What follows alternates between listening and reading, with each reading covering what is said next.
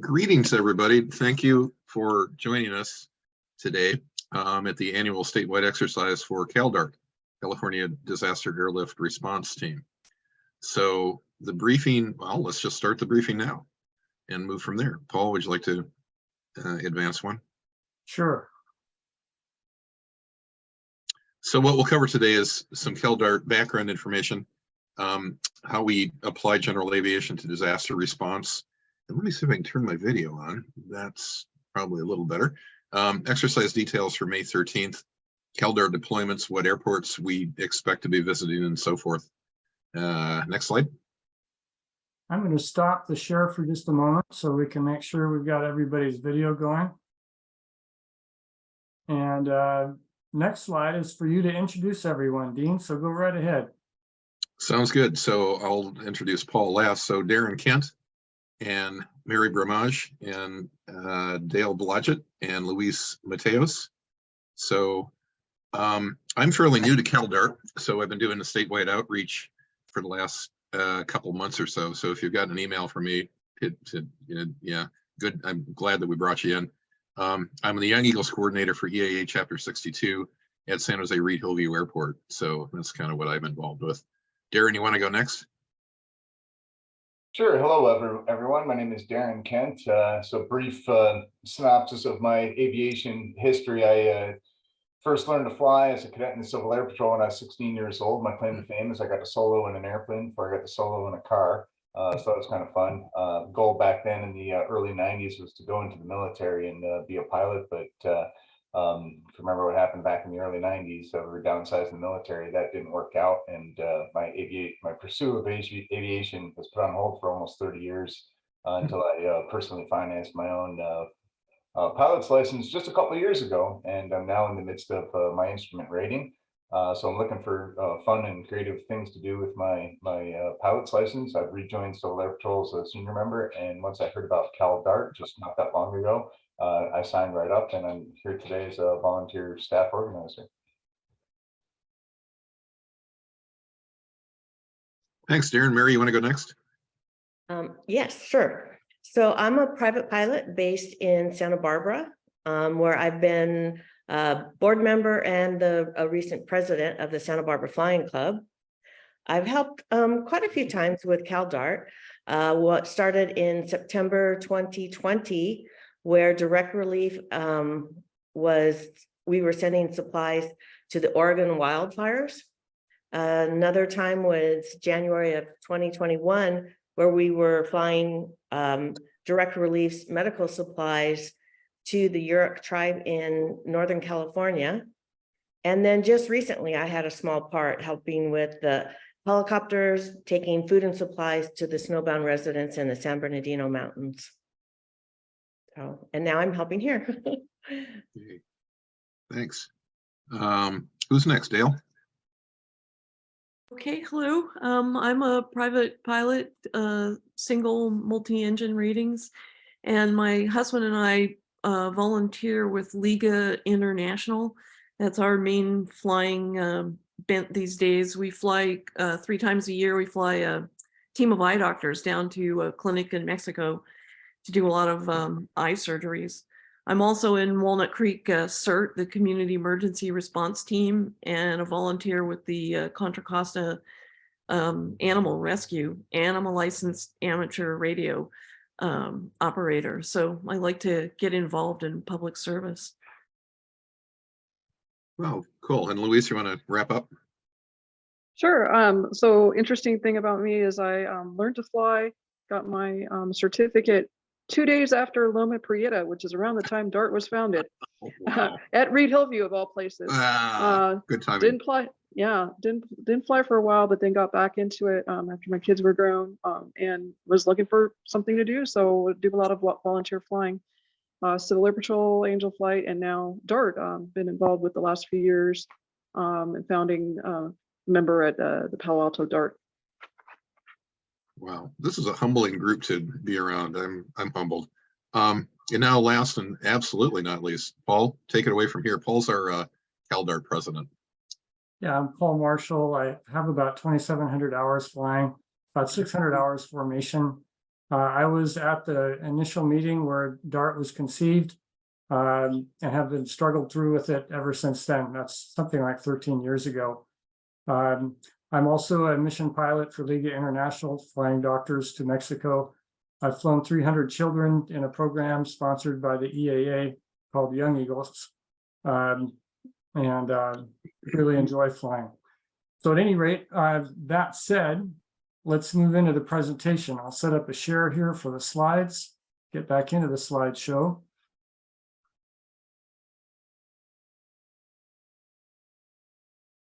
And we'll share it. There we go. And set up the,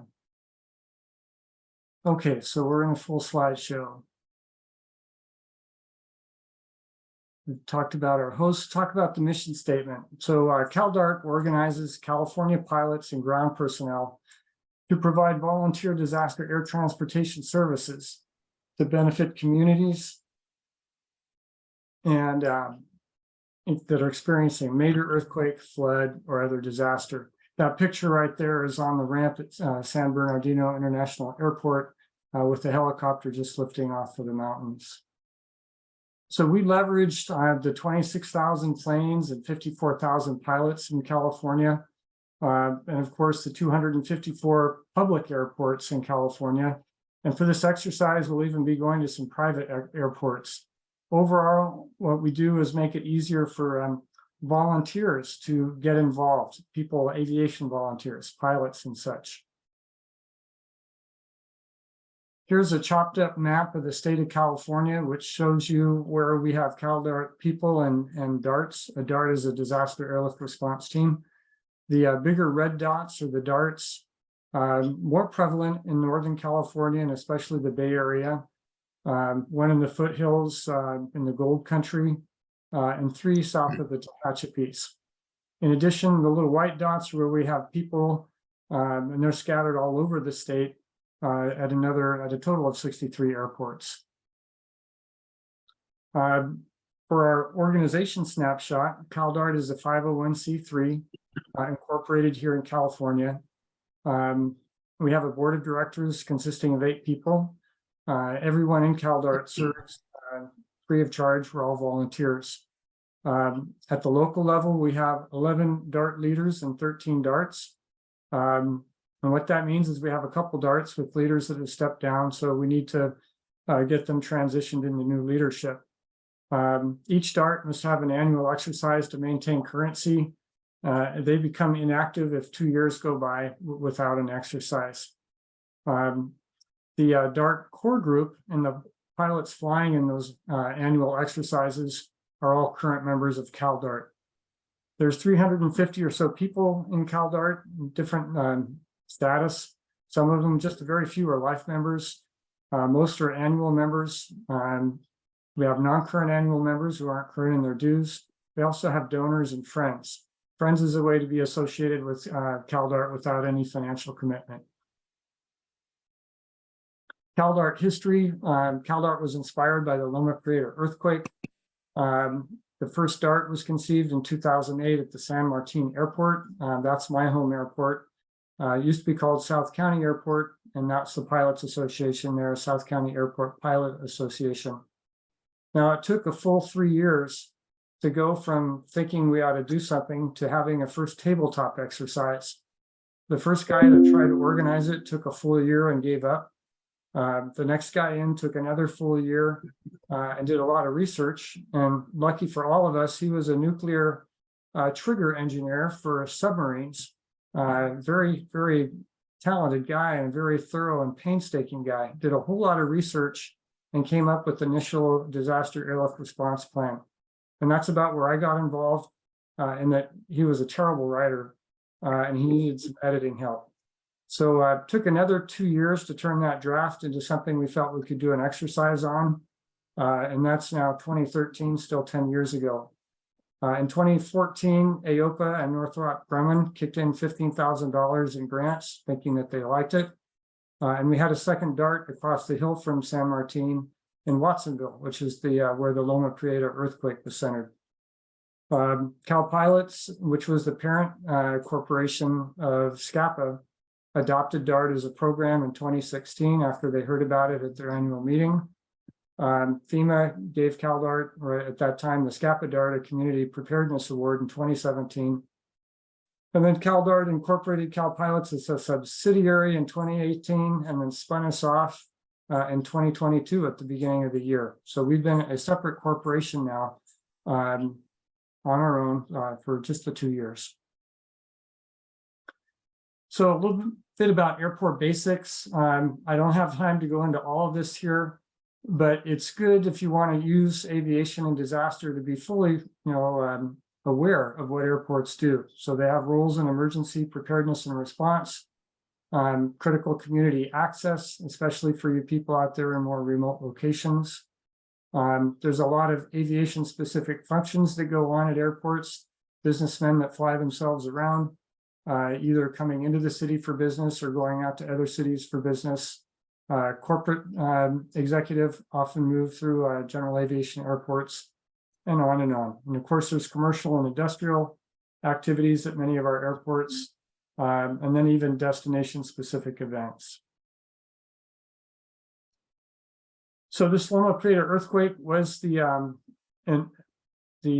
inspiration to start CalDART. It happened during the 1989 World Series game in the afternoon. I personally was on the second floor of a building thinking I was about to get a ride down to the first floor in my chair real fast. It was very frightening for all of us.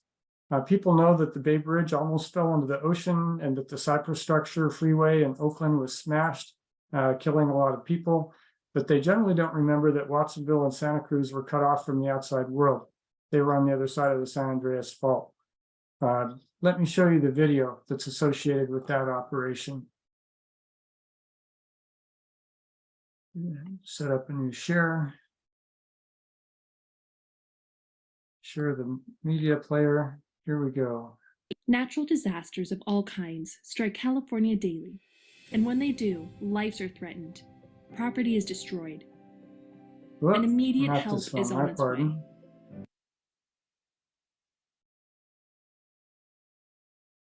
We'll go to a separate one.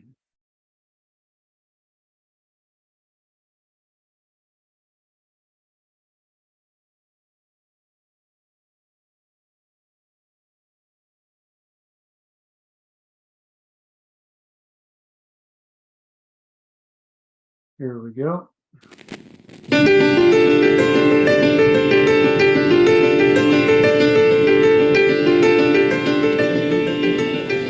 On Tuesday, October 17, 1989, the Loma Prieta earthquake was felt from Los Angeles to the Oregon border. The cities of Santa Cruz and Watsonville, each only about 10 miles from the epicenter, sustained heavy damage as collapsing buildings killed 5 people.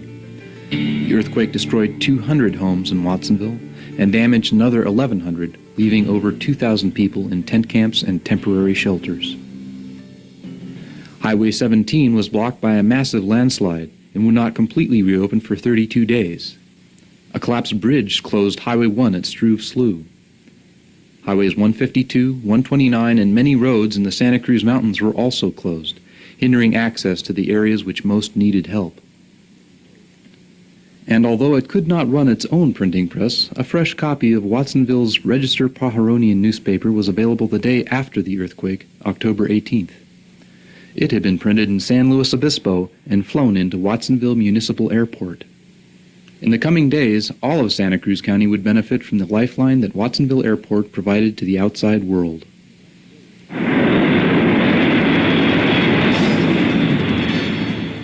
Within 20 hours after the earthquake, military C-130 aircraft delivered a crew of Federal Emergency Management Agency personnel who would inspect and red tag unsafe structures and evaluate the extent of the earthquake damage.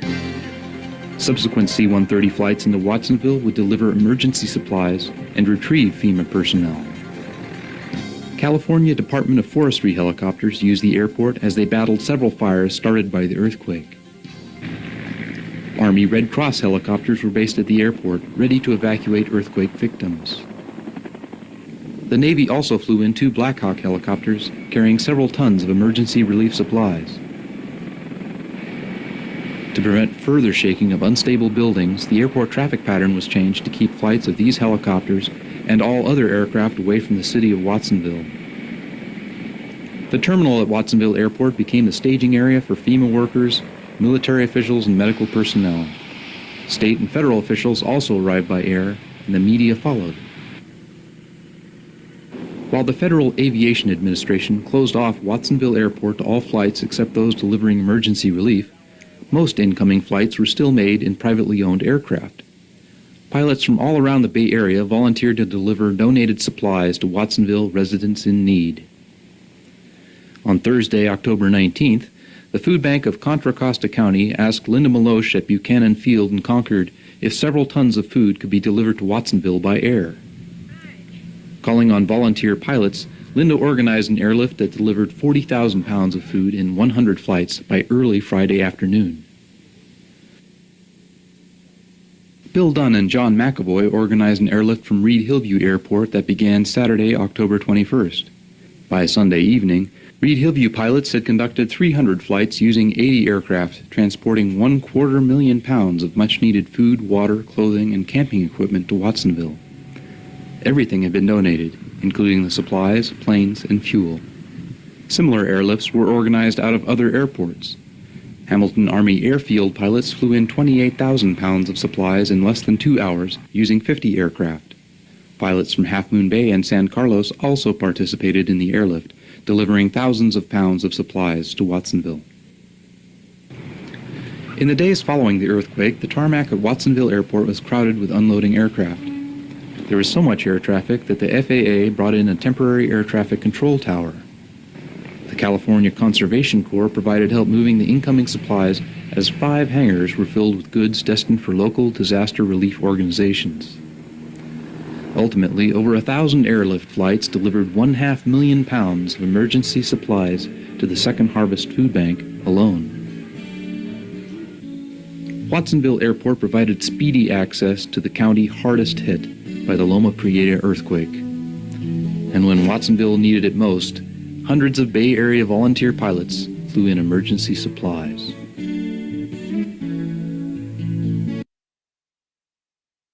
So there we have it, a neat story and something that inspired a whole generation of pilots in the Bay Area. And a reason why the Bay Area got such a quick start on doing on DART. So at any rate, I noticed we haven't had any questions come in. You may have questions as we go through the presentation. Go ahead and ask them. I've got my panelists will jump in and remind me if somebody asks a question and I don't see it. I see one right there right now. Good enough. So we'll continue, but ask a question if you'd like something resolved. Okay, so how does the DART add value? You have certain triggers. So a disaster has to happen, and there's so many different types. Earthquakes is one we often go to in California. Could be a debris flow like this poor truck here stuck in the mud. Fire causes all kinds of transportation and other problems. Blizzards, what we just saw in the San Bernardino Mountains. Floods can cause the debris flows. And to our surprise, we were even active in a pandemic. Initially, when we first thought of CalDART, we didn't think pandemics would result in us being activated. But so various triggers, any kind of a disastrous event. You certainly get an enhanced need if the surface transportation is impaired. So that all of a sudden people get in, real bad hurt real fast when they can't get around on the surface. And of course, if your aviation system is operational, then planes and helicopters can come in and provide value. So what CalDART does then, and when these triggers are satisfied, is bring our pilots and aircraft to provide free emergency air transport services. And our goal is to aid local and regional communities' disaster response, helping the whole community. And so let's take a moment to note that all we do is we fill the gaps. It's impossible for a governmental response to do everything, and we don't want to say that we come even close to what the government does, because government really does the heavy lifting. But that said, there's always needs that aren't met, and there's a opportunity for us to come in and provide supplemental airlift, which complements the overall effort that's going on, reduces misery and sometimes saving lives. We focus on the early days in a disaster. That's when the greatest dislocation exists and there's the greatest leverage in getting services released and going. Also, our volunteers often have other lives that they need to return to, and they may not be able to stay as long as professionals can. So we try to jump in real fast, and then maybe we're faster than some of the professional efforts. And then as they gear up and really swing into their full capacity, we can back out and let the professionals fully take over. To get the most out of aviation in a disaster response, it's good to know about the different kinds of applications you can think about. The first and foremost one that everybody thinks about is doing a food and supplies airlift. This is a picture from an exercise at Reed Hillview Airport a few years ago, where the local food bank brought their 18-wheeler onto the airport. It was offloaded, and a bunch of planes took it to 5 different airports where this food bank had customers. And so it was an alternative way to get the food out from their central warehouses out into their distribution channel closer to their customers. And in that way, it could be food, it could be medicines, it could be water. And of course, we don't have a lot of fancy equipment, so don't think of refrigeration being available. And that's your basic food and supplies airlift. But beyond that, there's a lot of other things that can be done. So for instance, you can move people, and there's all kinds of people that need to be moved in an airlift. In this particular picture, the woman on the right with the white straw hat and her son, she's a manager at a local senior center housing facility. And it's possible those senior centers, senior housing facilities will not be able to staff up during a disaster. And they'll be in a situation where they have to evacuate their clientele. So she was trying out her local DART at their annual exercise to get a feeling of what it would be like if they had to evacuate their whole community. And many other types of people need to be moved. Emergency workers, it could be that they can't get across town. Their 50-mile commute doesn't work when the roads are closed. It could be that you need to import out of region disaster workers because the local disaster workers are personally impacted and cannot staff their functions. This particular plane here has a cargo door, which is very helpful if you have access and functional needs people that need to get out of an earthquake zone. Family reunification, that can happen where people are off at work. They're unable to get back together after the disaster strikes, and aviation can be useful in reunifying those families. Now, that could be parents and small children. It could be parents and elderly grandparents, where maybe the grandparents aren't able to cope in a disaster zone on their own, and they need somebody with them to help them get through. You could have medical air transportation. In general, anybody who can be transported safely in a car can probably be transported in a plane or helicopter.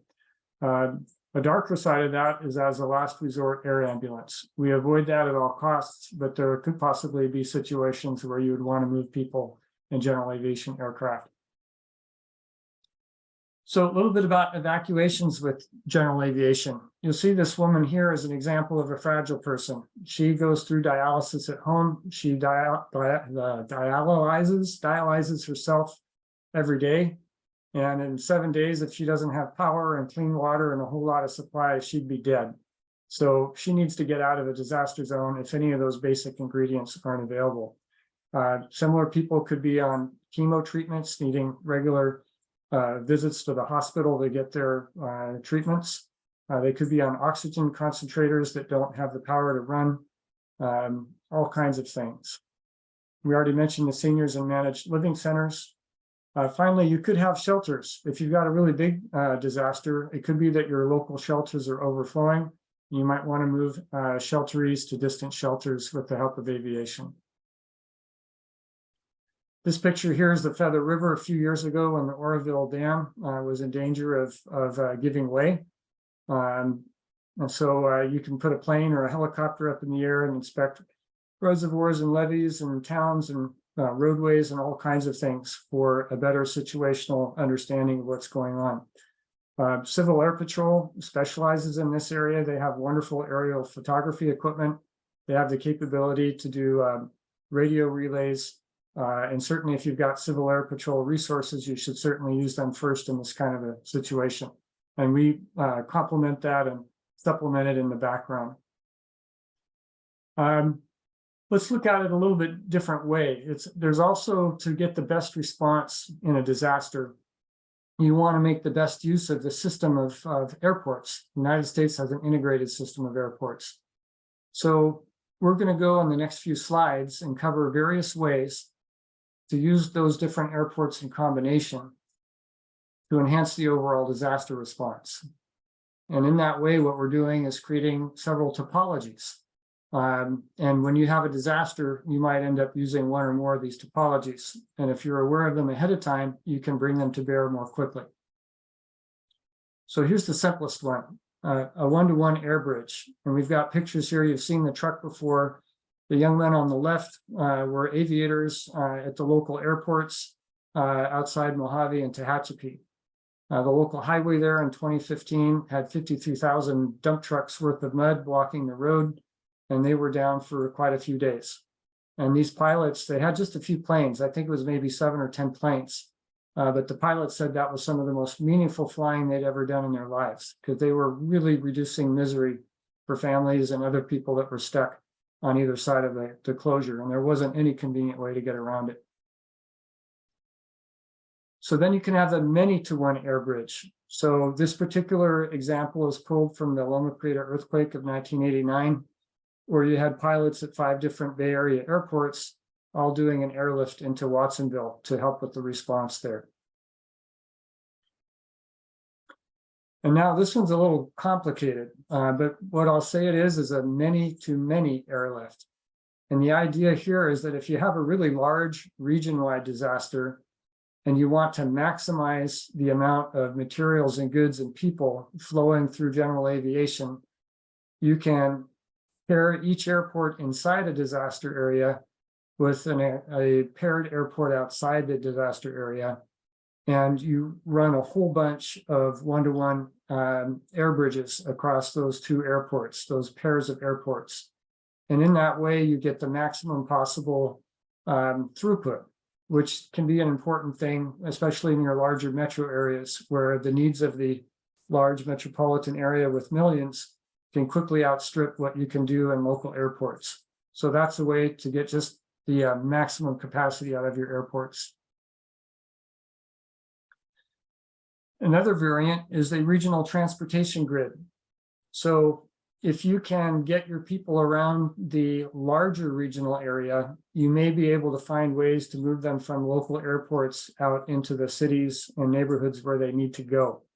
So in this area, and in this way, your airports supplement the regional freeway system. Or if you have, say, a train system like a BART system, it could supplement that and provide some alternative means of accomplishing that same interregional transport. This one's a little bit hard to visualize. So let me say that the pink lines represent a national airport or international airport, and that will be the area's international connection to the outside world. And you may have a regional transport problem as well. So how do people go to the airport to use it?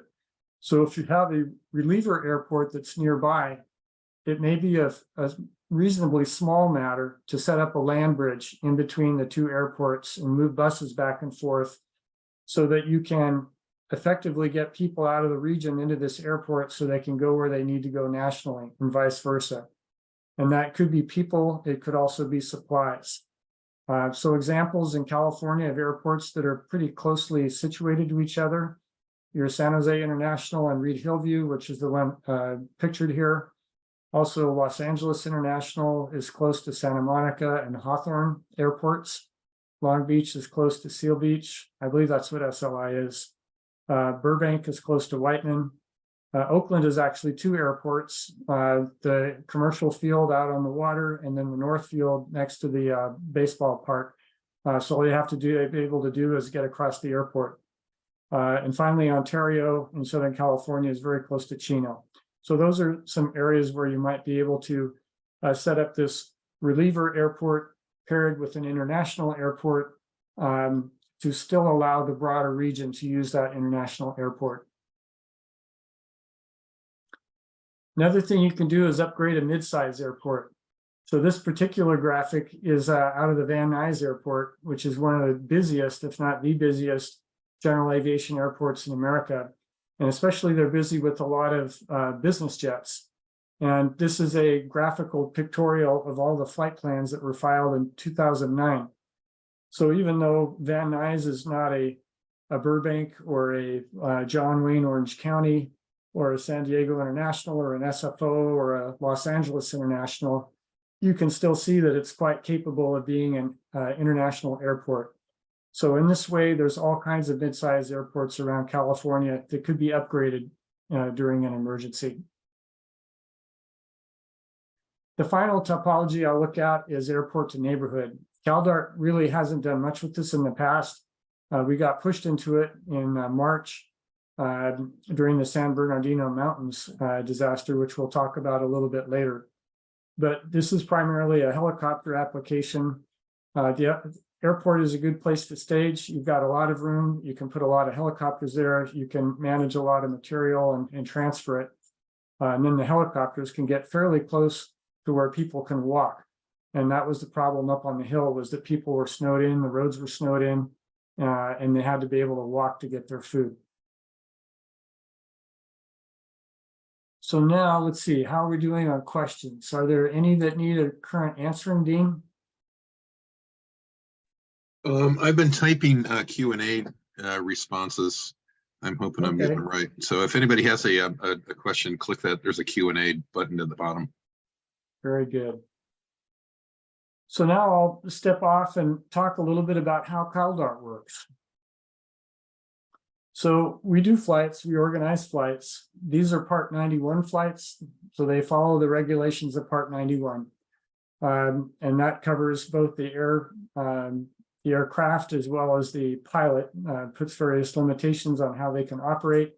The limitations are all kinds of things regarding airspace, health, currency of capability, certification levels of the pilot, what they're allowed to do with various certifications, and on and on. So Part 91 is what we fly to. It's your general aviation private operation, not for commercial use. And so that leads into the second bullet, that everything we do it's a non-commercial operation done by volunteer pilots who are volunteering their time, their aircraft, and their money, their gas money. There's no charge. Our pilots are all insured and certificated.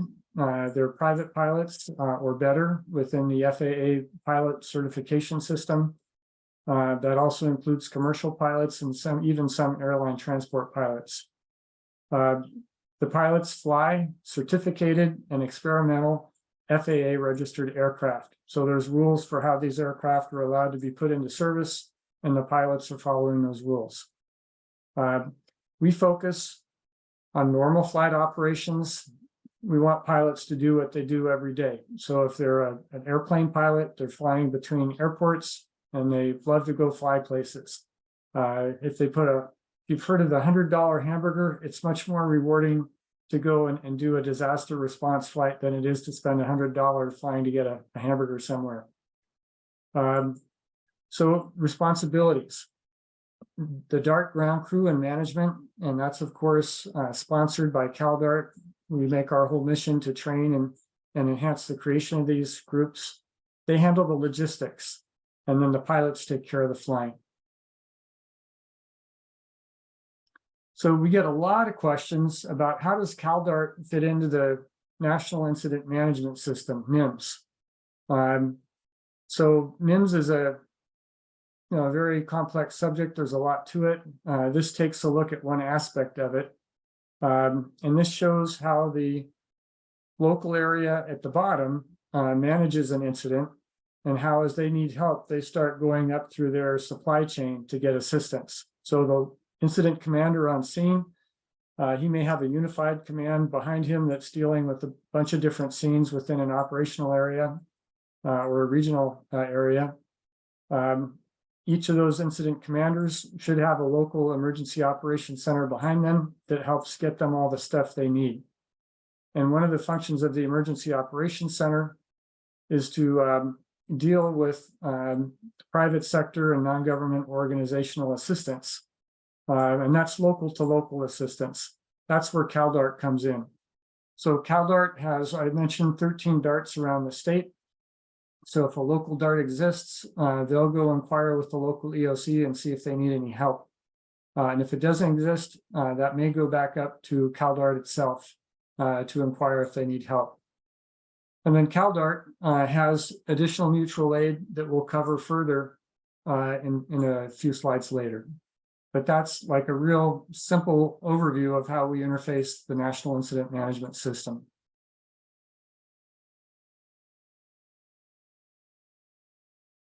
So what's our business model? So this is a similar approach. We still show our the DART with the mutual aid above it, but now it's a little bit more process oriented. What do we do? Well, the first thing we do is we go contact government and emergency services and see if they need help. Second thing we do is we go to our partners. So CalDART is a volunteer organization active in disaster. We're a member of NorCal VOAD and SoCal VOAD, which are the two statewide organizations for organizations active in disaster. We see if they need help. Then we also go out on social media and the media and see if people need help. So and we'll have an example of that in a bit. And then we seek to prioritize fragile people, getting people out that can't stay in the disaster area. If there's some critical businesses such as hospitals that need help, we want to help them. And finally, we go to residents. So our basic motto here is we're giving free service to all. The DART is responsible for prioritizing its operations according to need of the service and availability of resources. So if there's no local DART, it looks very similar, but CalDART will establish an ad hoc DART. And I take the time to draw this separate picture because we're finding in California, with 58 counties and only 13 DARTs in about 8 counties, that most of our disasters that we respond to, we put together an ad hoc DART. So for instance, this year's exercise with the 6 people we introduced at the front third slide, that's an ad hoc DART that we put together specifically for this exercise.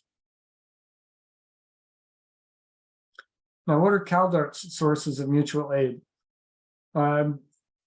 We have Angel Flight West. It's a very large organization in the Western states. They have hundreds and hundreds of pilots, maybe even thousands.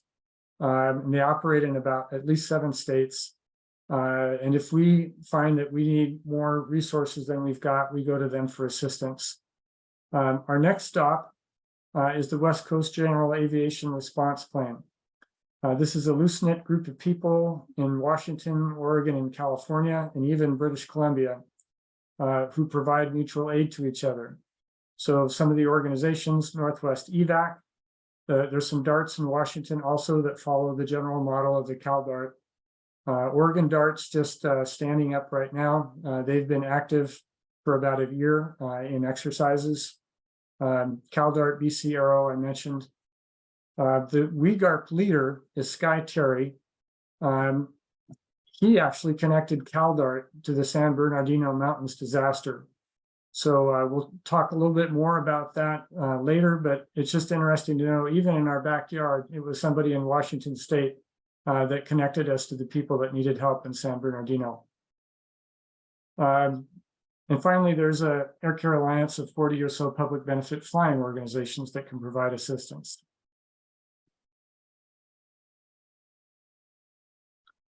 We often get questions about, well, what about the airspace? Can you even fly in a disaster?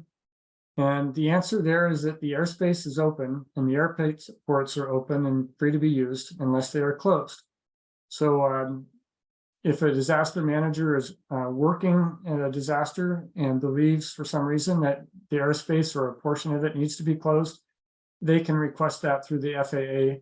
The FAA will talk to them and arrange a closure if it's appropriate, with appropriate terms of closure. How big an area are we talking about? Who's allowed to go through? Are there exceptions if they're controlled by air traffic control?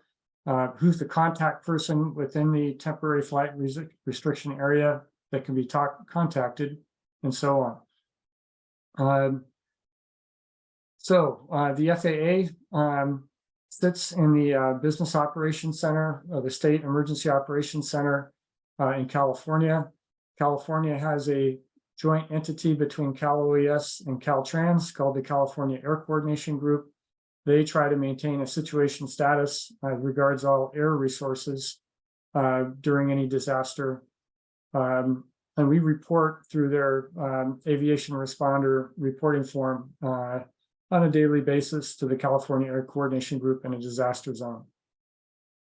And then the final point of coordination occurs with local incident commanders through the EOC in a localized event. So exercise parameters. How do we, I mentioned that we have this annual exercise for CalDART. How are we organizing it? What should you expect? So first off, a picture of who in the state is working. As of April 6th, it was 39 counties, and you can see check marks in all the counties that are participating.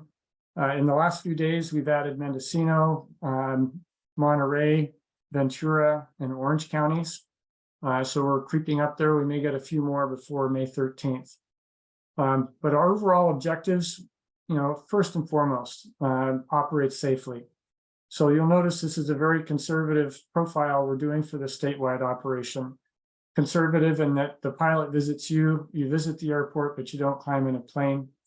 And what's being put in the plane is certificates of participation with CalDART information that you can put in your disaster response transportation annexes for your disaster response binders. So the loading of the planes is trivial, it's just paper. So operating safely in a low risk exercise. So what we're really looking to is to build relationships. CalDART's only been a standalone corporation for 2 years. Not many people that are in emergency management in the state know about us. We want to work on building those relationships. When we show up in an area and people have asked us for assistance and the local disaster responders have never heard of us, you're starting with the strike against you off the bat, and it's not really a good way to go in. So really, effective disaster management is really enhanced when people know each other who are responding. And this will be our largest footprint for an operation. We've always focused on local operations, one DART at a time, or maybe several DARTs on the same day. This is our first time where we've tried to blanket the state. So it's we want to get some success doing that, dealing with larger groups of people, more disaster organizations, and see if we can handle them properly and professionally on a volunteer basis. And of course, everybody involved, whether it's the 6-person ad hoc DART team, or whether it's all the people who are attending this webinar and may be interested in going to an airport to meet a virtual disaster supply flight. We hope all participants will be happy with their participation in this event. So how to participate? Most of you have registered already, but there may be some of you who haven't. There's a website, regathon.com/CalDART, that you can go to. And that's what you need to do if you want to go to an airport and have a pilot meet you there. And that's our goal, is to send a pilot to an airport to the first 200 people that request it. And we'll see if we can get there. So multiple options can be chosen to participate. It's a fairly lengthy questionnaire you fill out when you go to that URL. But basically, you can choose to have a pilot visit you, or you can request that. You can say you're just interested in the Zoom, but of course the Zoom is now over, so that doesn't matter so much at this point. But you can also put your contact information on file. And that's helpful because When disasters happen, we go to our Rolodex. And what's our Rolodex? It's our computer file of who we've worked with in the past. And that can really help speed things through and avoid problems if we've got a good set of people registered. So those are reasons why you might want to go and register there. Some fine points about the registration. The zip code is how our computer is finding the closest airport. So if you don't fill out the zip code, it's a little bit harder for us to figure where to go and to suggest an airport to you. Your cell phone is going to be necessary if you want the pilot to meet you at the airport, because both the pilots and the people they're meeting need to have each other's phone number to work out any possible last minute issues. And then you'll notice there's additional contact information. For instance, you can supply an alternate contact that builds a deeper bond with your organization, with us, if you're interested in doing that. And finally, I'll mention several of our darts are active on that day with their own local exercises. And in that case, we're handing off those registrations to the local DART. So for instance, San Diego is active that day. San Jose, Reed Hillview is active that day, San Martin, and several others as well. So virtual disaster shipment details. I've already mentioned that this will be a virtual shipment, just a certificate, and our operations team will take care of that. We'll match up the pilots. We're soliciting pilots to participate just as we're soliciting disaster responders to participate. So we'll match them up appropriately. We'll arrange where on the airport to rendezvous. That's always a little bit tricky. Every airport has its own situation of where you go to meet somebody. And we'll provide those cell phone numbers for people. It'll be the pilot's job to communicate to their people they're going to visit when they expect to arrive at that airport. And we're going to supply them 1 to 4 airports to fly to. And of course, things always end up being a little bit different.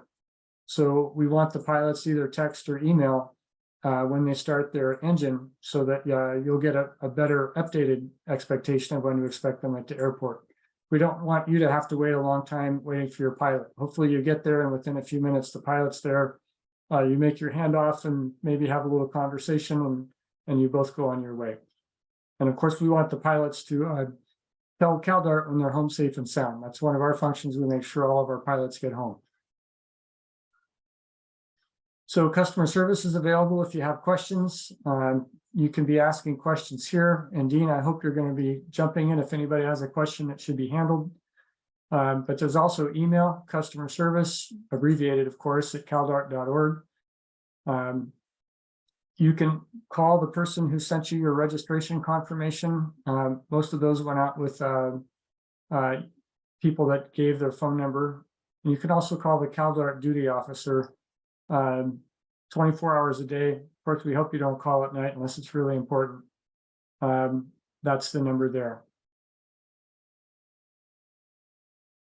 Many of you will be at the airport looking at ramp safety. And so I should say not looking at ramp safety. Safety is something you should be concerned about when you go to the airport. You may have a chance to go out on the ramp. So the ramp is the area where planes are parking. We've got a picture of one here. This is the one at Santa Barbara Airport when we were doing the direct relief airlift. So stay off the ramp unless you're escorted by a pilot or fixed base operator personnel, or if there's a DART operating there, they may have some ramp staff to walk you out on the ramp. And then it says, in no case, walk or drive onto a taxiway or runway. So the ramp is equivalent to a parking lot. The taxiway is equivalent to a driveway, and a runway is equivalent to the road. So if you don't go out on the taxiway, you don't go out on the runway at all, whether it's just your person, or if you're lucky enough to get a car on the airport, you don't take a car out there. That's called an incursion. That's a big safety issue. And then stay well clear of planes with moving propellers. So all these planes here are shut down, but every once in a while, a plane will start up unexpectedly and that propeller is moving, and let's hope there's nobody near it. So another slide for ramp safety. When planes are moving on a ramp and the engines are going, it gets really noisy. And I've seen personally where a person was in front of my plane very much aware that they were giving me directions. And they were walking backwards to get, clear of me, but they were walking into another plane that was going. And it's the most scary thing to witness that you can imagine. Fortunately, the person realized there was a plane behind them as well. But that's why I mentioned it here. Be aware of possible moving planes behind you. We've got some pictures of helicopters here. If you approach a helicopter, only go from the front, maybe as much as 45 degrees off the front where the pilot has a clear view of you. Approach the helicopter when the blades are not turning. And if there's a pilot in there, obey any visual commands that they give you. Now, you'll see out on the end here, it's hard to see on that helicopter, but there's rotors, tail rotors on helicopters. Those tail rotors, as well as these helicopter blades, can kill. So that's why you want to stay far away from a helicopter. And if a pilot doesn't see you, if you're in the back area of the helicopter here and he doesn't have vision on you, he might just swing the boom of the helicopter right into you. It's a very, very dangerous situation. And a final thing, if you bring a child out on the ramp, that child must be accompanied and controlled by a parent. That's a very large potential safety hazard. Okay, enough with safety. So let's look at recent CalDART deployments. Get to look at some pictures and more video. So here we have some pictures from the San Bernardino Mountains in 2023. That was only, give or take, about 5 weeks ago. We managed 37 flights over 7 days. We started at the San Bernardino Community Hospital. That's this little helicopter on the ground there. And we later moved to the San Bernardino International Airport. You can see that on the right. And there's some videos from here. I'm going to show you 2 videos. One of them was actually not done by CalDART. It was done by a fellow called Heavy Dave out of Utah. But he brought some heavy snow removal equipment all the way from Utah. He loaned his helicopter to the helicopter portion of the operation, and he brought out a fabulous video crew. I'll show you the short part of this, but if you're interested in the San Bernardino Mountains, it is just a fabulous video and worth watching all the way through. So let me go ahead and share that. Okay, that is a good one. And let's do the new share right here, share, and go. An emergency closure order has been issued for the San Bernardino National Forest. Trapping people in their cabins, shutting down almost all the roads. The mountains were buried in up to 10 feet of snow. And grocery stores are closed after the roof collapsed at one of them. We're frustrated because we feel like you're out on an island and there's nobody there. It saddens me that we're in this dilemma. It really is. It sucks. It just sucks. It does. People are frustrated. We need help. This is not a joke. People are trapped in their homes. They cannot get medicine. This is far beyond us, and we need help. We're going to see the mud flows. We're going to see the rock slides. Driving is impossible, and it's been this way for more than a week. 12 days now. It's hard to get food. We've been stuck here for 2 weeks. 18 days. 14 or 15, I've lost track. I don't even know anymore. Conditions are still life-threatening. There are 500 emergency responders, but those who live here say that is still not enough.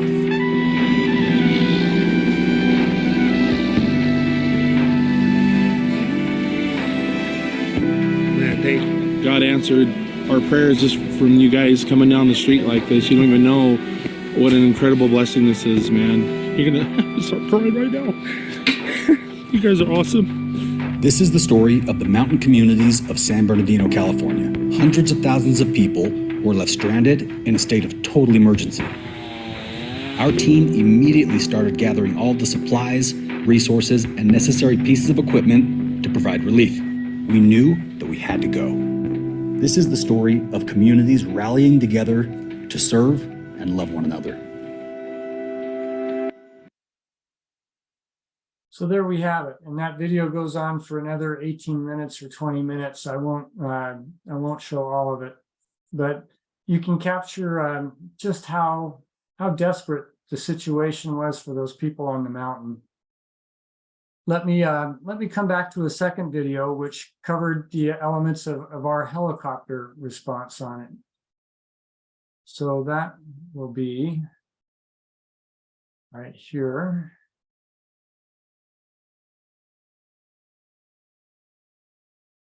Disaster airlift response teams are helping mountain residents, many of whom have been waiting hours or even days for even the most basic supplies. Eyewitness News reporter Alex Cheney spoke to some of these volunteers about their efforts to help those impacted by our historic snowfall. Loaded this helicopter up for him. Got a bunch of donations. Wes Klein took this video the moment his helicopter touched down in Green Valley Lake with life-saving supplies like food and medicine. When you're trapped in your house, I'm assuming, you know, with 8 feet of snow and you haven't been outside for 10 days and you're running low on supplies, you just want somebody to, like, you know you're there and come out there and give you some support. Wes Klein is a volunteer helicopter pilot for CalDART, a nonprofit that provides airborne disaster relief missions throughout California. Since last Thursday, they've made several trips into various San Bernardino and Riverside County mountain towns, flying over shut down and impassable roads to deliver much needed supplies in minutes instead of hours. We can depart here and be on the pad in 15 minutes. And when you have critical needs right where you need it, you can't do any better than that. Wes says the reaction from the mountain communities he serves makes it all worth it. They were so stoked when I landed there. They were just like, you know, like just somebody that actually cares, that's not government, is not being paid to come do this. I'm just doing this because on my own volition that I enjoy doing it. DART will continue to bring supplies into the mountains for weeks to come. This community up there has absolutely been amazing. They've stepped up. They've really worked together. This is probably the best operation I've been on in 52 years. So that just goes to show you that all these CalDART folks, they really care about the communities where they bring those supplies, and they told me that they are ready and able to go when called upon over the next few weeks. Reporting from the San Bernardino Airport, I'm Alex Cheney, ABC 7 Eyewitness News. So we'll stop that. Change the share again. Yeah, so that's a real brief summary from the video point of view of what we saw going on there. We heard on February 28th that there were some issues in San Bernardino Mountains. On March 1st, we had a conversation with a woman on the mountain, Lisa Griggs, that just really riveted us and gave us the emotional feeling, just like you saw in the first video there, where those people were in such a bad way and really needed some help. So based on that, we started deploying on the 1st, and that kind of brings me into the next timeline. So we've covered the first two items here, and I mentioned Sky Terry from Washington State was the one that actually hooked us up with Lisa Griggs. On March 2nd, which was the next day after we started mobilizing, Ron Levick, and he's the fellow you saw in the TV clip there.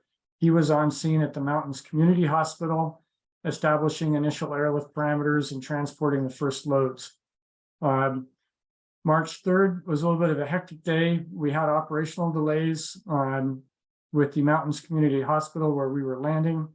We were developing an alternate landing zone and got sideways with the sheriff there, who hadn't realized that we were operating. So that took a little while to get coordinated, and pretty much shot the day on March 3rd. By the Saturday, the next day, March 4th, we were fully coordinated with the sheriff, but the weather was bad. Then March 6th, 7th, and 8th, we had increasing operations. By March 8th, though, at 2:30 p.m. in the afternoon, our pilots were saying that the roads were clear enough up there that the helicopters were no longer providing advantage, so we ceased operations. So here's some then pictures, other pictures from the exercise. This top picture was from Monday. We spent a lot of the day Monday just waiting for clouds to clear, and you can see right here at this moment, they didn't know there's sunshine on the ramp, that the mountains were under a pretty bad feeling. Thursday and Friday, we operated out of San Bernardino Community Hospital, which had a relationship with Mountains Community Hospital that said, yeah, fine, come to our ramp.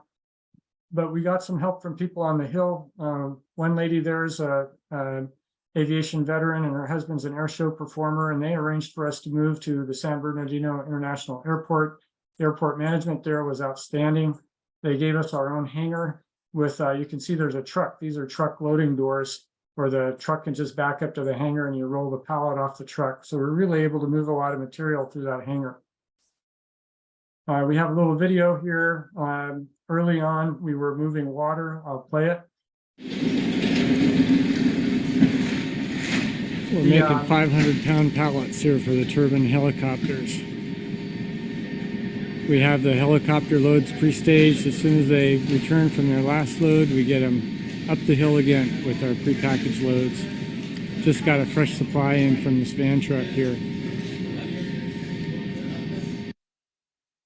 So that's some of the operations that were going on inside that hangar. One of the communities up there lost their water system, so they had a pretty urgent water resupply need. So that was the water that you saw being packed there. Here's some more pictures. These are from the mountaintop. The woman on the left there, Lisa Griggs, is the one that we first talked to that impressed upon us how dire a situation it was. The one on the right, that's Cody Bias.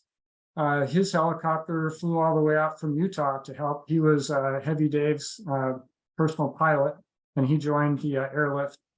At the bottom here, we have, this is the Mountains Community Hospital. They had a ramp that was large and unused, and so we used it for bringing supplies up to the community. Local fire department, I believe this might have been the volunteer fire department, cleared out a roadway for us to land and bring supplies into. This might have been Green Valley Lake, I'm not sure.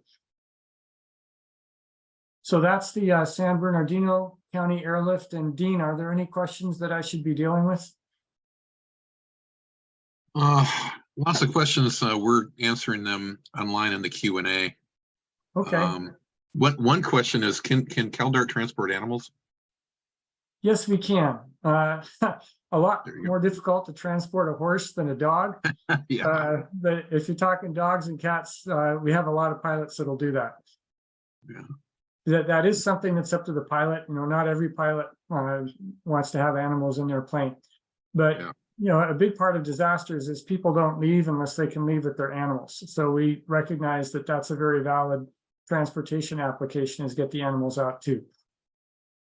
Yeah, for sure. And then there's questions about the disaster scenarios. I think that's going to be different for every region, right?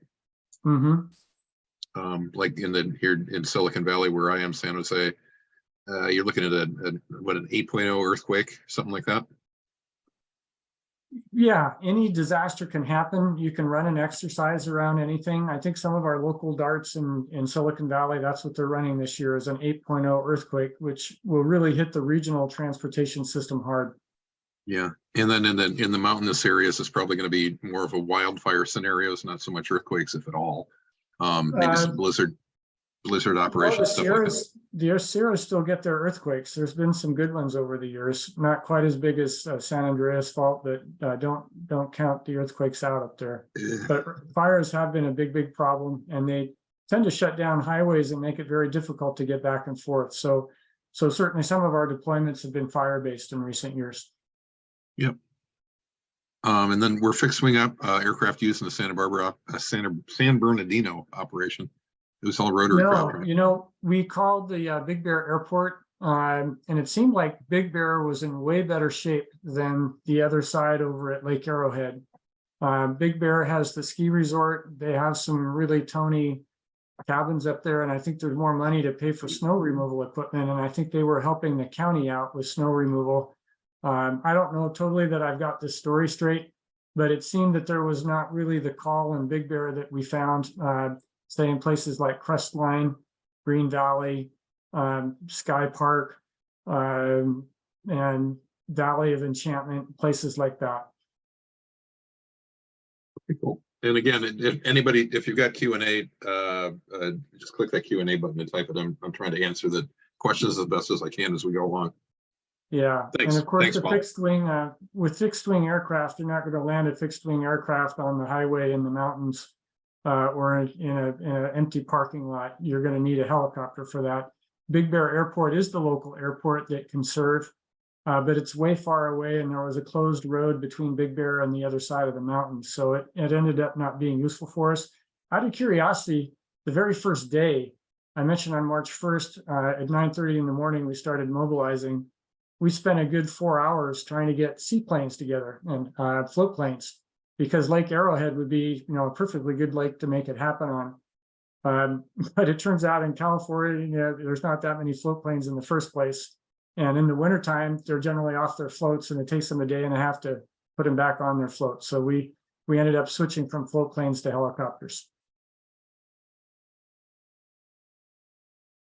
Okay, so here's the Humboldt County airlift. Back in December, there was a pretty big earthquake in Humboldt County. We were contacted by the Episcopal Church Diocese of Northern California.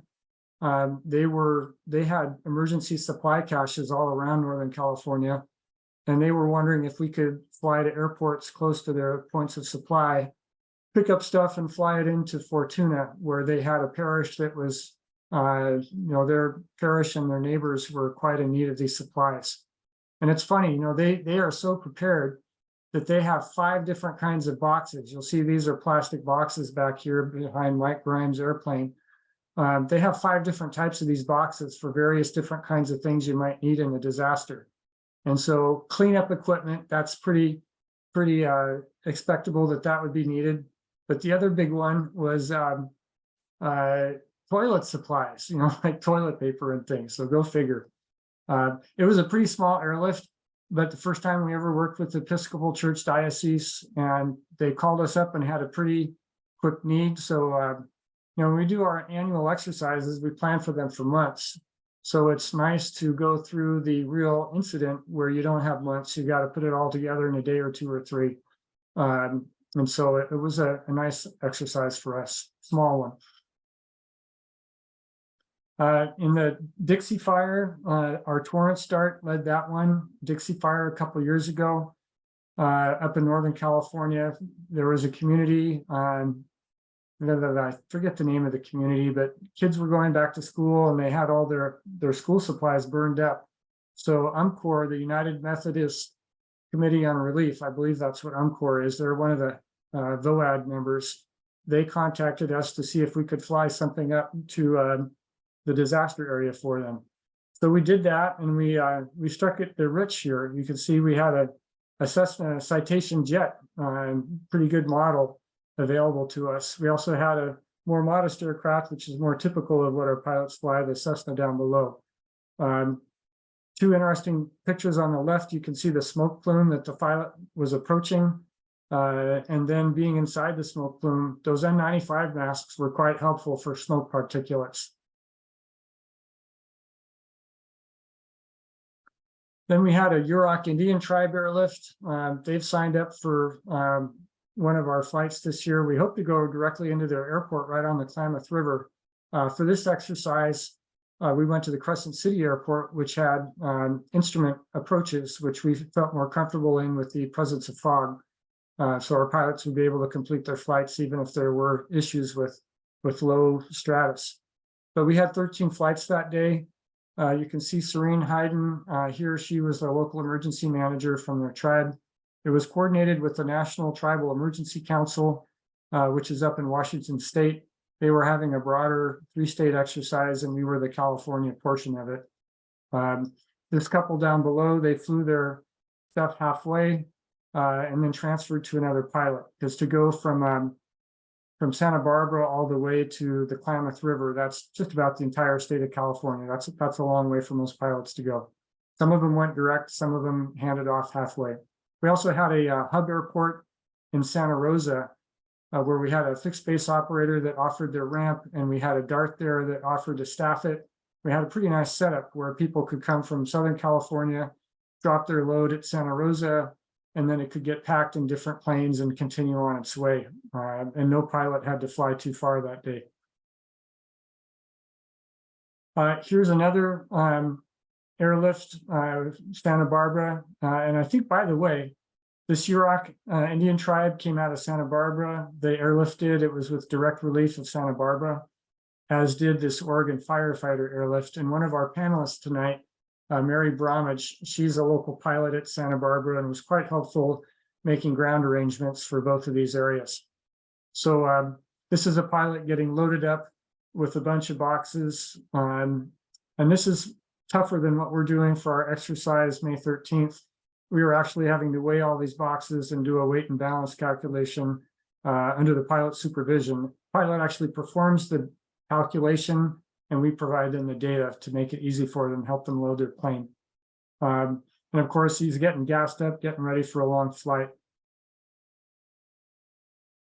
So next up, let me show a video from this while I'm at it. Do a new share. Video. Share. And let's start this guy. 5 Los Angeles departure radar contact, climb and maintain 13,000. Flight 527, runway 8 kilo, you're cleared for takeoff. Bad news is so easy to find these days, and to see this group of men and women who just on their own, in their own initiative, in 48 hours, pulled together a pretty intense logistics operation from pilots all over the state is quite inspiring. 40 planes, 23 of which are landing in Santa Barbara today, to either fly directly or ferry with other members. It's just tremendously fulfilling. You know, the fires all over the West have burned up so much forest, caused so much misery and unhealthy conditions for people, coming on the back of COVID affecting all 50 states. This is a crazy year. All of us participating today are really thrilled to be able to help.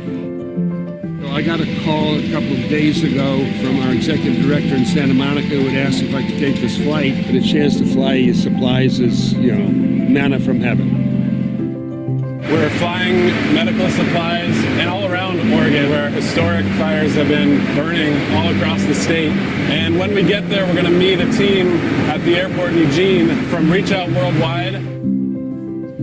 This is California conditions. We're getting this east wind and it's 90 degrees on the southern coast of Oregon. Absolutely unheard of. I don't think in my 15 years that I've been there that we've ever seen anything like that.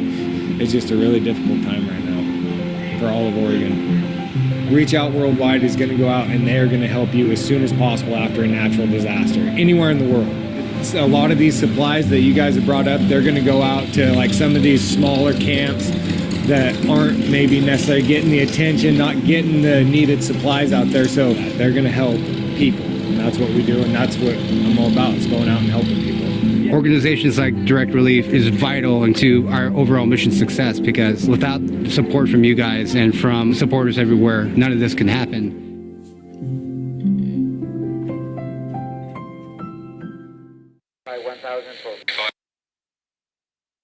So that's that video was produced by the Direct Relief media team. As you can imagine, Direct Relief is the largest supplier in America of donated medical supplies. So they asked us, they called us up on a Tuesday and said they were packing stuff to go to Oregon and could we be ready to fly by Saturday. So we had it several days to put it together that week. Here's Operation Medical Shield. This was a long and varied operation. We transported personal protective equipment all over the state. A lot of shields, a lot of face masks. In the early days of the disaster, this equipment was really hard to get, so it was helpful to be able to supply it. A lot of the medical clinics that we were supplying up and down the state that were in the VOAD system, they didn't have budgets for all this extra supplies, so they really appreciated being able to get free equipment. And we're very, very grateful for it. This operation here that you see right here is a food operation in San Francisco. They provide disadvantaged people with free food. And of course, they need to protect their workers so they don't get sick. This team down here on the lower left was actually a bunch of high school students that made PPE as a civics project, and they were getting credit in their civics class, and we were shipping it around the state for them. This fellow here, we actually had a FEMA donation, I believe, that was stored at the fellow's house in this pickup truck and then brought to the airport, put into a plane, and then away it went to other people that needed it. An interesting thing we got involved with, but it didn't really amount to much, was in the very early days of the pandemic, there was a shortage of ventilators. So Ron Levick, the same guy you saw on the ramp at San Bernardino, he was quite active in pairing with a maker. I think they call them makers in San Diego, that was working on one of the emergency approval FAA automated bag valve respirators. And so that we actually they ended up making 3 of them, and we ended up giving them to a medical clinic in Mexico. So that kept us busy throughout much of 2020, Operation Medical Shield. So that takes us to the end, and I will stop the share, renew the questions. Are there any questions people would like to ask? Oh, we've got a bunch of questions here. Mostly, we'll get the slide deck out to everybody, hopefully pretty quickly. One of the latest is, Paul, how successful is the air bridge technique operation? The air bridge technique, it depends on what area you're servicing, how many people are serviced by the airport. So in LA Basin, some of the local airports there are looking at building critical relationships with people involved in very essential supplies like blood products and working on servicing those needs first. How successful it is just depends on how quickly you get it set up and how effectively. When you set up an air operation, it's not just getting the pilots to go. You also have to get something to fly, and then you have to have a place to give it. So for instance, in the San Bernardino Mountains, it was not only an airlift, it was a food donation operation, and it was a food distribution operation. And all 3 of those operations were stood up in parallel with each other. And so you have to do all of that sort of thing to make something like an air bridge successful. Yeah. Okay. Knowing the weight's important, can you tell us just like really briefly about loading requirements and weighing requirements and stuff like that? Yeah. We're not like an airline. An airline may have just a few types of airplanes, and it has a staff whose whole job is to load that airplane and make a computer calculation of what's been loaded in what compartment and give that to the pilot to sign off. Under Part 91, the pilot retains responsibility for that sort of thing. So we assist the pilot.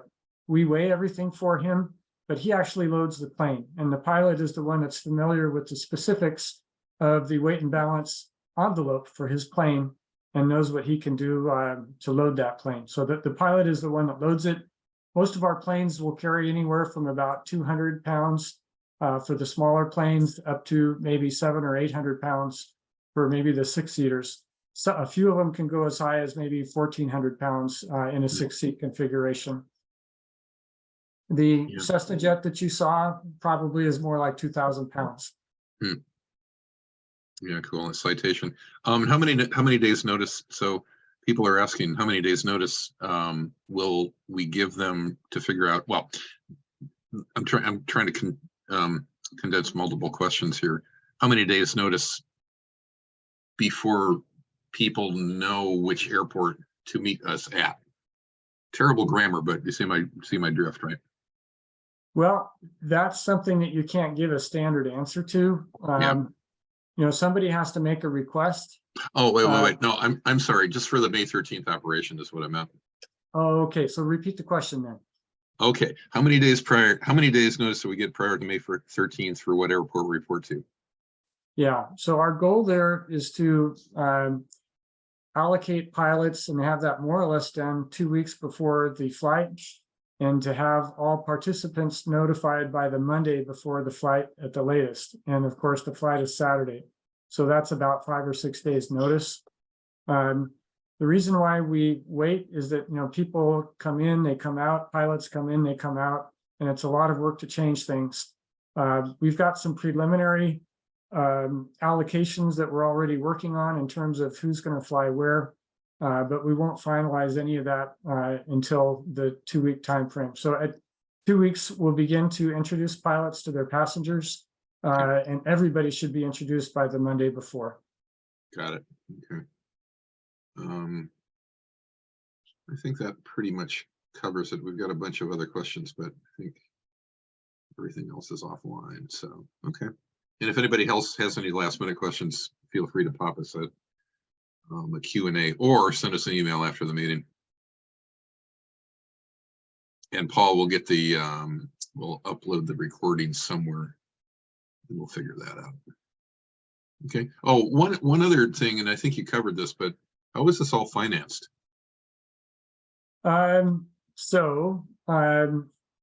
It's pretty much, when you say, how is this all financed? Are you talking about the May 13th operation or CalDART in general or what? Yes. Okay, we'll talk about all of that. CalDART runs on a shoestring. We require donations. So, you know, anything like if the counties receive service and they want to give us a little bit of money, $500 or $1,000 goes a long way. Our budget last year was about $16,000. Almost all of that goes into insurance. There's a web of insurance that covers the operation. The pilot has at least $1 million aircraft aviation liability insurance. CalDART puts over that a general liability insurance plus a non-owned aircraft liability insurance. So there's 3 different insurance policies that insure the overall operations. We also have expenses for equipment for our startup darts, for the website. For specific operations, they can be expensive. I think we spent about $2,000 or $3,000 on food and rentals for trucks and dollies and things like that, and the San Bernardino operation.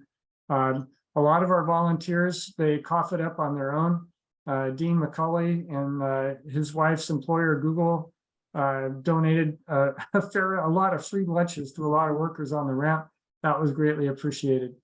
So for the May 13th exercise, the pilots are donating their gas, they're donating their planes and time, and they're printing out the certificates of participation that they'll be giving the people who show up. Cool.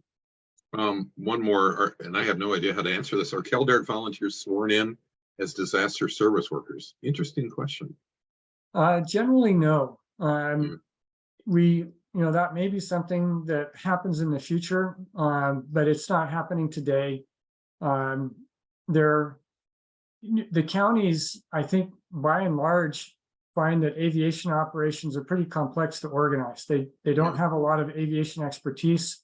If they sign us in as disaster service workers, well, now they're responsible for the aviation operation, but maybe they'd really rather have somebody operating there that knows aviation pretty well and can stay out of their way, and maybe they can coordinate a bit with them, but they don't want to sign them in as disaster service workers. That's basically how it's played out in California so far. Yeah, okay. And this is Dale. There's also a question saying if there are multiple airports in one's area or a county, then they're asking, would we like to have someone go to each one of the airports to receive the shipment? Only to the extent that someone's inconvenienced. We don't burn the gas just for the heck of it. If it's easy to go to an airport and 2 or 3 or 4 people can all go there if they want to meet a pilot, that's fine. It's not like we're trying to fill a dance card where we put an X on every airport. We do want to build relationships with VOADs and disaster managers around the state. And so by all means, we want to go to an airport near you. If there's 3 airports near you, maybe we only want to go to 1 airport near you. Yeah. Okay. So there's a couple more. It's also. If I can jump in again, there's a question that just came up. It says if someone is already on this webinar, does that mean that their organization is on the list of participants for the May exercise, or do they need to sign up? Yeah, so we have 2 sources of registration. To get into this webinar, all you had to do was go to Zoom and sign up for the webinar. And that's completely separate from the May 13th logistics.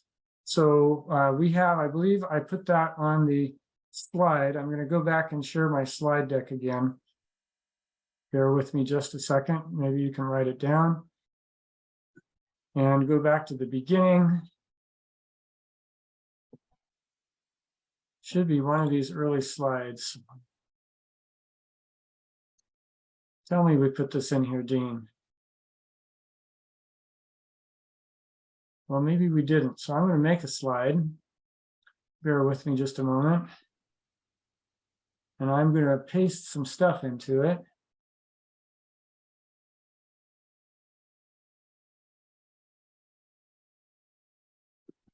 This is a little bit out of context, but it at least gives you what you need. So that first URL up there, the regithon.com/CalDART, that's where you need to go to get into this exercise. And if you've gotten a letter response from Mary or from Dale or Darren or me or Louise, then we've already said something like, we're going to schedule a pilot to come visit you. So you're in if you've received that letter. If you receive the letter that says, we need a zip code and we need a cell phone, if you really want to make this happen, then you need to get back to us and say, number one, that you want to have a pilot meet you at the airport, and here's your zip code and here's your cell phone. I think those are the major open items that we were dealing with at this time. I'll leave that on the screen while we answer any more questions that are out there. Any other questions? Yeah, just one addition to that as well. This is Dale again. There was two types of sort of general letters that we sent out. One was thank you for your participation, and that indicates the word participation, that we think you are signed up to participate in the exercise. If we just said thank you for your interest, then you didn't say in the sign up that you were going to do the exercise, you were just asking for more information. So you would have to go ahead and sign up for the exercise as well. Thank you very much. And what is the, so there was a question earlier, what is the commitment for May 13th? People are going to go to the airport, they'll connect with the pilot beforehand, set up a time to meet, pass us some kind of a certificate, and then that'll be kind of the day, right? That'll be it. So hopefully they're at the airport for somewhere around a half hour, maybe as long as an hour, and they're done. And they'll get an initial schedule from the pilot that says, this is when I'm expected to arrive at the airport. They should be there a little bit before that. And they should be at the meeting point on the airport, because a lot of times when you get to the parking lot, it's still 10 or 15 minutes before you can get to the place where you're actually going to meet. Yeah. And then the pilot should be giving you an update as they get ready to get into their plane. You know, my scheduled arrival time is 10 a.m., but it's looking like 10:30. So that should give you the chance to not waste your time. Yeah. So we're not talking about an all-day festival where people are learning CPR and first aid and Nope, nope. how to stop It's fires. just it's a meet and greet, and it's a handshake, and it's a chance through this webinar and through the visiting the airport. It's a chance for people who don't usually go to the airport to get a little bit better sense of, well, how could we turn this thing into an asset for our disaster response? Yeah. While you're at the airport, you might want to check it out, see where the empty ramp space is, see if you could put up a commodity point of distribution, if food's being brought in, and you could, you know, if there's access to a good public street, that's the kind of a thing that can often go on an airport as well. Yep. Okay. Okay, sounds good. Thank you, Paul, and thank you everybody for calling in. We'll be in touch shortly by email or something, possibly some phone calls. And hope to see everybody May 13th. Yeah, thank you all for signing up and for sitting through this much. Yep, there you go. Okay, thanks everybody.